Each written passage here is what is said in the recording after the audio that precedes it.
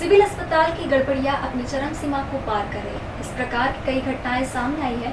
Corona के उपचार के दौरान 11 दिन पहले सिविल में बमरोली की वृद्धा की मौत हो गई, जिससे पुत्र को गुरुवार को कंट्रोल रूम से कहा गया कि आपकी मां की तबीयत स्टेबल है, इन्हें स्वस्थ करने का प्रयास चल रहा है। इस तरह का फोन आने पर वह आश्चर्यचकित हो गया था। यह सुनकर वृद्ध मां के बेटे को एक बार तो ऐसा लगा कि कहीं मुझे 11 दिन पहले किसी दूसरे शव को तो नहीं दिया गया था।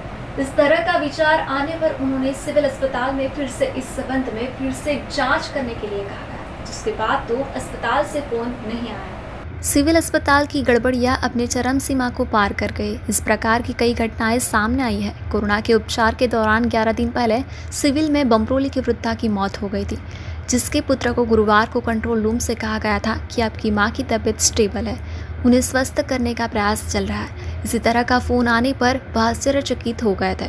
यह सुनकर वृद्ध मां के बेटे को एक बार तो ऐसा लगा कि कहीं मुझे 11 दिन पहले किसी दूसरे का शव तो नहीं दे दिया गया था। इस तरह का विचार आने पर उन्होंने सिविल अस्पताल में फिर से इस संबंध में फिर से जांच करने के लिए कहा गया, जिसके बाद तो सिविल अस्पताल से फोन नहीं आया। बमरोली रोड पर स्थित गीतानगर में रहने वाली रुक्माबेन ज्ञानदेव सूर्यवंशी 18 जुलाई को संदिग्ध कोरोना के लक्षणों से एम्बुलेंस में सिविल में आई थी।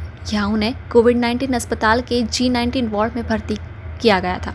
दूसरे दिन रुक्माबेन का कोरोना रिपोर्ट पॉजिटिव आया था। उसके बाद 20 जुलाई को सुबह डॉक्टर ने रुक्माबेन के पुत्र पवन की मां की तबीयत अच्छी होने की जानकारी दी थी और शाम 4 बजे उनका तबीयत और गंभीर हो जाने का कहकर पुरानी बिल्डिंग के G4 वार्ड में बुलाया था।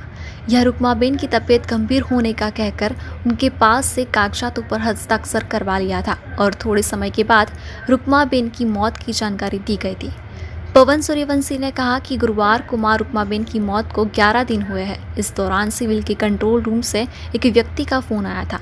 इस फोन कॉल ने उनके पुराने जख्मों को फिर से हरा कर दिया था। Bureau report TV9 India.